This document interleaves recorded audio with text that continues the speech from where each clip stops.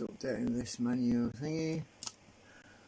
So I've been making various versions of the segment to find the optimum setting.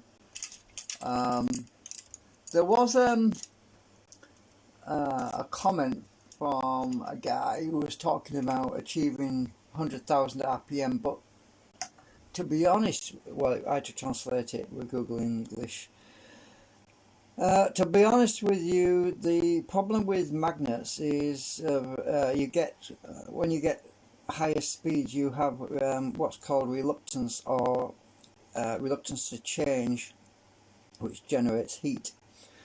So I personally don't think you'll get 100,000 RPM, especially if they're static magnets, because of the heat, the thermal. You get basically what's called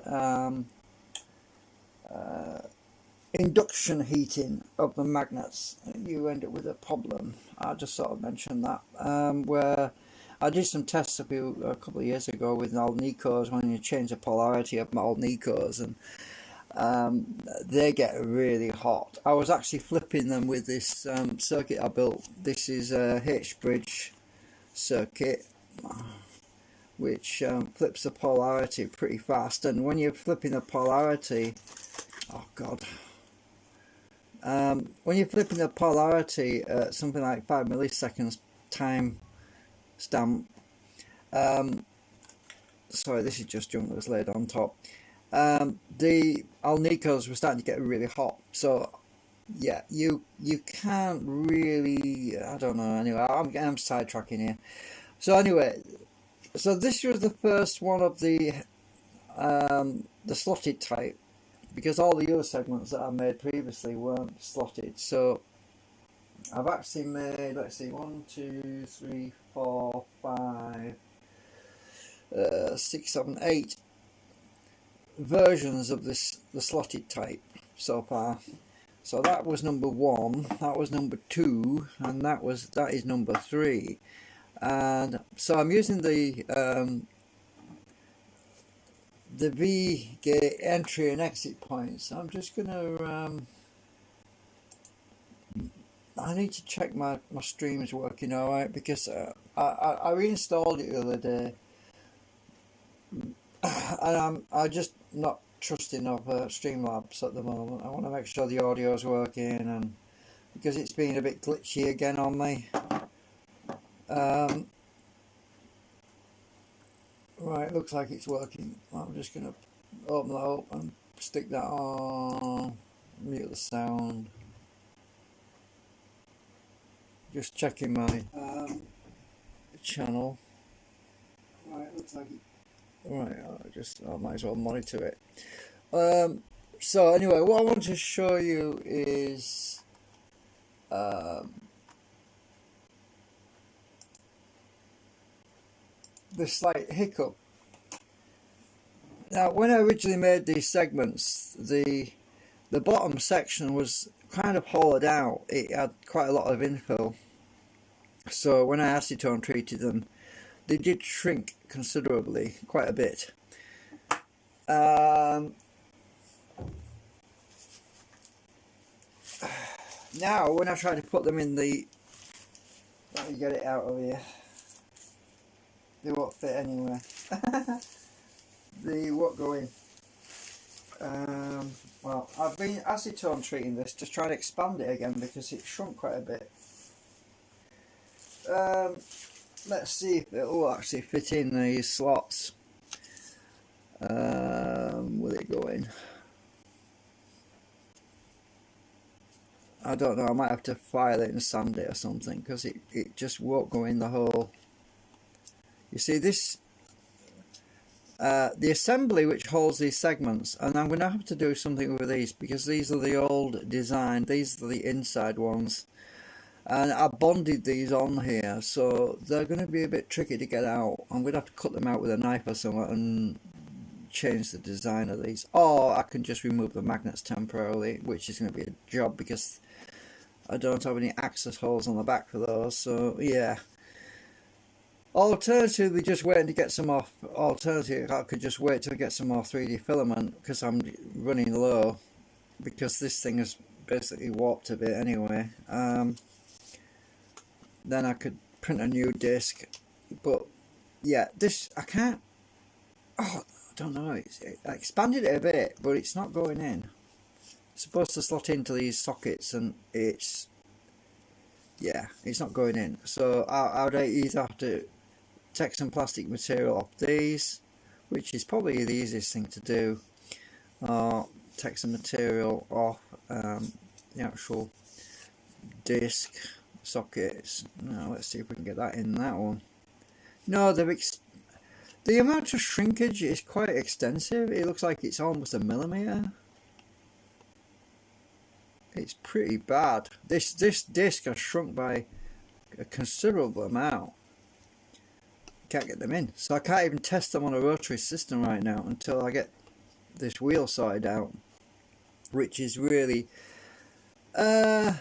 disappointing. They won't go in. When I took the others out, they'd shrunk quite a bit. They were shrunk in place basically. They were fitted and the whole thing shrunk around it. Because I've been messing about with these for such a long time now, for over a week, this thing shrunk to the point where I can't get anything in there, in the socket. And if I force it, it's going to split, because it split before it actually cracked there and I repaired it. So yeah, we can't put them in the wheel right now. But I want to show you the difference between 1, 2 and 3. So the acetone has dried out, and it's shrunk. Now this is the reason why I use these spacers on this rotor disc. Why I put these little plastic shims in is to prevent this bit, because the ends tend to curl a bit. It's to keep the shape while it dries out because of the acetone. So I put these things in these gaps, and these I model these in SketchUp as well to the exact width, so that we wouldn't get any warping. And also because this is measured, I can move it around to test the spacing is equal all the way around, because this is important. It's important that this is running true and that it's not warped. So yeah, anyway, I'll take these out in a minute because I want you to so number one, if I put my biasing magnets on there, if I stick my biasing magnet on the bottom, number one, with the first one I did, I've actually been tweaking these a little bit, but we have a certain amount of resistance. It's best if friction, I get some friction as well as a certain amount of reductance on the entry point on the number one. Quite bad, really. But by slanted slightly, there's less friction between this and that. So let's just, you can see that's number one. I'll do it again anyway. Number one, we have a certain amount of reluctance there. Oops. Too much, not enough gravity holding it in there. That's number one, right. Then number two, which is got the V gate, because number one had the V gate as well. Well, there's less. I think there's less reluctance on the entry. I'm not sure. This is number two. Number two. Right. So that's number two. I've been tweaking number two a bit actually, to improve it a bit. Now the magnets that are underneath here, the traffic light magnets, I've got 3 magnets.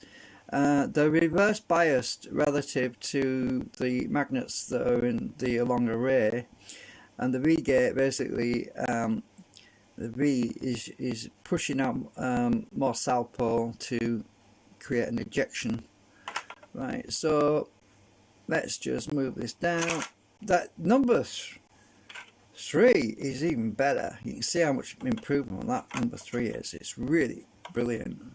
I mean, I've got virtually no entry resistance. I managed to balance that out pretty well. So when I'm nudging it over to the magnet, there's very weak. I mean, gravity itself will hold it, look. So if I just touch that, like, gravity will hold that, right?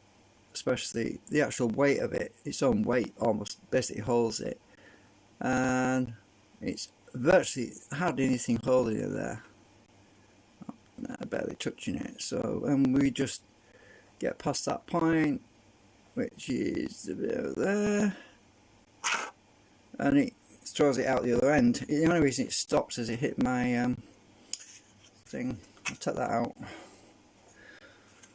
Let's try that again. Well, I forgot where my magnet was then. So I'm trying to reduce friction. I'm trying to keep this is why I've got it up in the angle so that I can reduce the friction and also show you how little, because it's difficult to show how much pressure I'm using, but by using gravity you can see that it's gravity itself is enough to hold that there. Right, just go down a bit. So yeah, it throws it out pretty well. I've tried different magnets arrangements.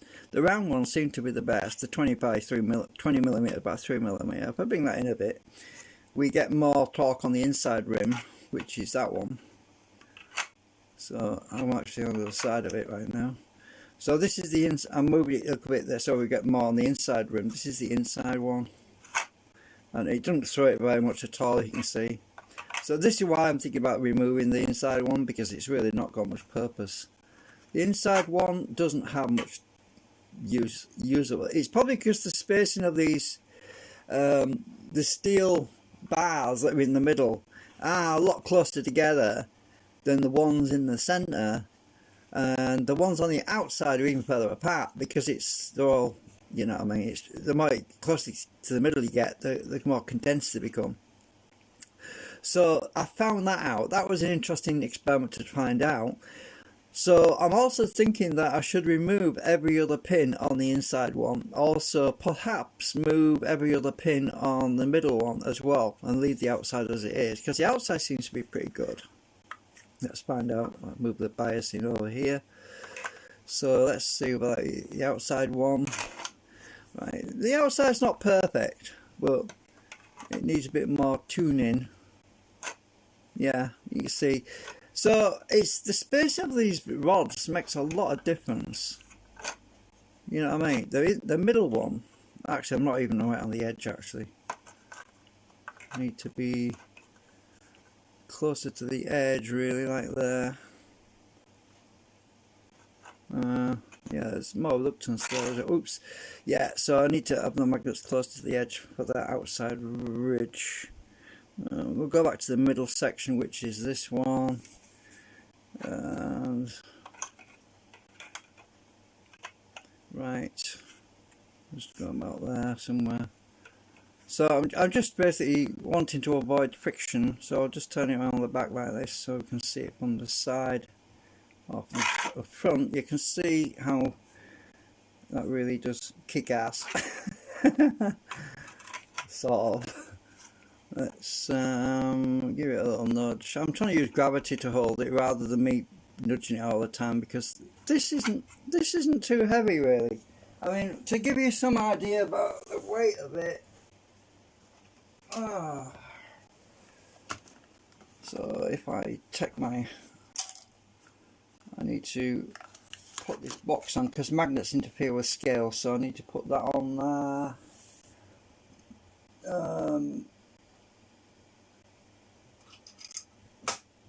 I'll use this to increase the altitude, so we're not near the magnets are not near the scale. So let's look at the scale. Oh, stupid battery says low. I need to get new batteries in this thing. Right, so let's see how much this weighs. It's 61.3 grams. 61.3 grams. Right, that's how much this weighs. Right.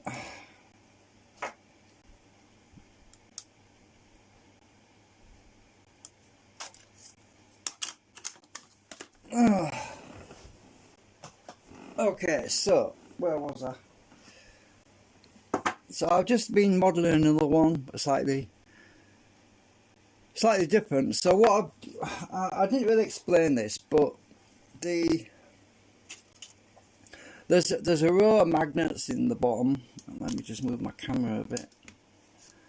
There's a row of magnets right in the bottom here, and the way I've done this is these magnets are the same pole as the magnet that is on the actuator, which is what I'm testing. So when you get two of the same poles, they push against each other and it tends to cancel out, so it moves the pole up the rod a bit because you've got opposing magnetic fields, and that helps to overcome the entry and exit drag. So what happens is when you have two, so as it's coming in, which is the entry? I don't know, it's that end, I think. Yeah, so as it's coming in, this rod is close to that magnet in the bottom down here, right? Now I'm doing away with the rectangular magnets that are in the ends right now. I'm replacing those with the round ones. I'm going to have round ones at the end because they're easy to tune up. You know what I mean? Every time I take a magnet out of here or add a magnet, it's a huge difference because of the large size of the magnet, and I want to use them tiny round magnets, which are the 5mm by 2mm magnets, which are these little things, and it gives me a little bit better control over the amount of biasing, because when you get to the top here, you've got quite a bit of resistance coming in, but when you come down you have pulling because of the magnet at the bottom. So when this rod is at the top, it's pushing out on the entry, but when it's coming in close to the bottom, it's actually pulling itself in, right? So this rod and this biased magnet, when these rods are down near the bottom, are actually pulling themselves in rather than pushing out. So I've got a better pulling action when the rod is close to that magnet. Once it gets into the, it's even pulling the rod out of this right now. Once you get into that array, that magnet leaves the magnet, and it's then next to another magnet which is in the bottom. That brings it into the part of the array which carries it through, which is there. It's this point here is where it's doing the work between there and there. It's doing the work where it's pulling. So once it goes through to that exit point down here, we are then adjacent to two more magnets, and these other two magnets are also putting a bias on this steel rod to help to eject from this end. So when we get to this point here, I've also got two magnets reverse biased on the front. I've just stuck them on with super glue for now. So once we get to this point here, we get past this threshold here, there's no longer a retraction to pull back. Don't know if I can show you that, but there's a little bit, but except they stick to the damn magnets when you're not in the middle. You got to be in the middle, otherwise the magnets themselves will. So when I'm right in the middle between these two, which is impossible to do unless it's locked to a bearing of some kind, or it's on, that's why I've got the plastic. That's why my rods in here, I've got plastic on each side to prevent that from happening, so we don't have it colliding. I could put a sleeve around this, I suppose, but when you're in the middle, there's less cogging effect when you're right down the middle. So it's tricky to get it in the middle, and it keeps fighting against you. So I thought I'd explain that because I didn't really explain it properly in the other videos, but well, that's my magnet, right? So stick it on here. This is number 3, as I said. We'll just go down. There is a bit of resistance there, but you know, I showed you how much that weighs, and it will hold its own once you get to that. Once you get to there, look. When you use gravity, the actual weight of this thing is holding it, and then once it goes past, it kicks it out without any problem. So how well does it kick it upwards as well, which is another interesting thing. So if we're going uphill, for example, how well does it do uphill? Now when you get past that point, how well will it Good. Oops, it threw it out, you see, because there's such a lot of force there. Let's try going uphill. Yeah, it throws it out. There's such a lot of force on this thing. If it can't climb, it will just throw it out, which is why this needs to be on a rotor assembly. I'll try and tilt it back a bit. Maybe. Ooh, you see, it's a lot of force on there. I want to kick it out. Anyway, I thought I'd show you that. So yeah, what I'm doing at the moment is just, you can see the differences on the end at this end. So this is the difference. I've got the V-gate on the entry and a V-gate on the exit. That one has got a V-gate on the entry, but there's just blocking magnets which are reverse polarized on the exit. That one actually, this number one is pretty much the same as that actually, but except for the arrangement of magnets in the bottom. So the difference between this one, that one, is the arrangement of the magnets in the bottom well. There's 2 there, and on this one there's actually 3. That's where on the second one I added all these holes so I could add more magnets in the bottom groove to tune it finally. So yeah, I kind of stopped for a while, for a few days, because I'm running out of plastic. I ain't got much filament left, and I'll show you what I mean. I've only got a bit and I don't want to waste it. Now it's going to be a while before I get some more filament. That's how much I've got left. I don't have a great deal, so I'm just going to stop for a few days while I'm having to think about this, because I'm ready to print another segment with the round holes on the end, but there's no reason to rush into doing that at the moment because there's still other things I'm thinking about.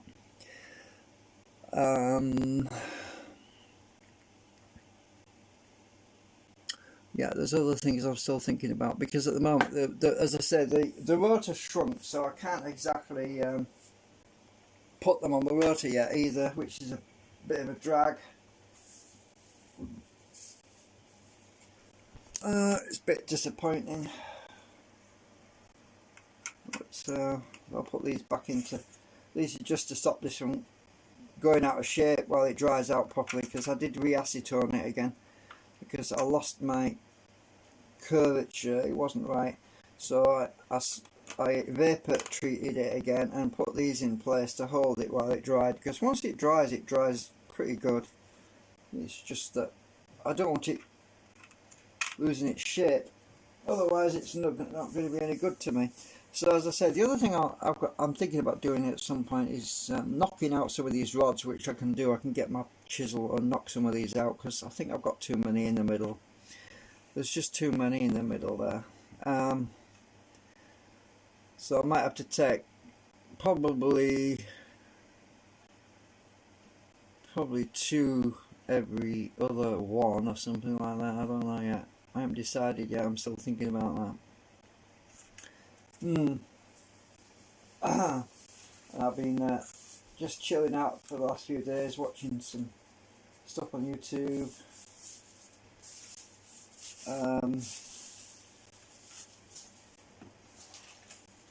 I need to solve this shrinkage problem, so I'm going to put some more cotton wool in here and try and expand it a bit or something, or I'm going to have to make them segments smaller, which is, I don't want to be doing that if I can help it. I could trim them down with a knife, but it's going to look butchered, isn't it? So we don't know yet.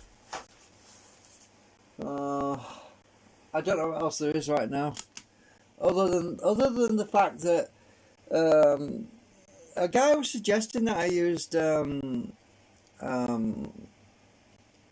he was talking about this 100,000 RPM thing, which I don't personally think it's possible really with the static magnet motor, because of all the thermal behavior, and the other problem as well is if you block off one pole. He was talking about blocking off one pole, the trouble with that, you need that pole, because these things only work because the thing is being carried forward by the fact that when that steel rod, when this piece of iron is adjacent to a south pole, it's that additional south pole in the rod that is being drawn towards the north pole. So when you're coming in, you're actually being drawn towards the next pole. It's a chain reaction, and you need that opposite pole to be able to pull it along, because it really just fly through there. And there's also, he was talking about the speed of light, but you've got wind resistance, you've got friction, there's all sorts of other things that will slow you down. If you don't know what I'm talking about, you'll have to go and translate that message in the comments of the previous video. But basically, there's such a lot of losses involved with these sort of things, and I'm actually designing this for torque rather than speed. The maximum RPM I would want to get from this, if I was able to get it to work, would be 2000 RPM maximum, no more than that, because of the amount of I want to have high torque, which is strong leverage, with minimal speed, because by doing that I could gear it up. You see, you could gear it up, you can actually use a gear ratio to get speed from that slow speed, and you're not encountering thermal inductive constraints, which is always a problem when you're actually changing the state of a magnet. If you're putting another magnet near two opposing fields, and really quickly those magnets will start to get hot, and that destroys magnets. And from some of the talks on the internet about other engineers who've encountered a problem where the magnets have become demagnetized after a short period of time, that is usually because of thermal inductive behavior, whereas the magnets have become hot and they've lost their magnetic pole. Most people don't even think to measure their magnets themselves to see if they're getting hot, but they do actually get hot if there's a massive amount of that's why Alnicos are ideal for high temperature. Alnicos aren't very strong, but they have a huge tolerance to heat, and they used to use Alnicos in electric train sets years ago. I think it was electric train sets, but anyway, they use them in certain applications that are prone to overheating. But most of these magnets you get from China have a temperature tolerance of about 100 degrees Celsius or something like that, or a bit more than that maybe, but it depends on the type of magnetic material they're using. But certain magnets just don't do well with a lot of heat because they lose power. And I think it was Russ Grease of RW Research. He did some experiments where he put some magnets in an oven and baked them, and well, he basically cooked them until they lost all the magnetism. You can do that as well, and you end up with a piece of neodymium that's no longer magnetized. And I think he did that a couple of years, 2 or 3 years back. So you can actually destroy a magnet just by overheating it. So you've got to think about these sort of things, so before you actually design anything. Anyway, I'm going to go. I've been waffling for 28 minutes, or 29 minutes nearly. So I just thought I'd do an update. I'll keep you posted. But as I say, I've got a few problems to solve with the shrinkage issue. So we'll get back to you later. Bye for now.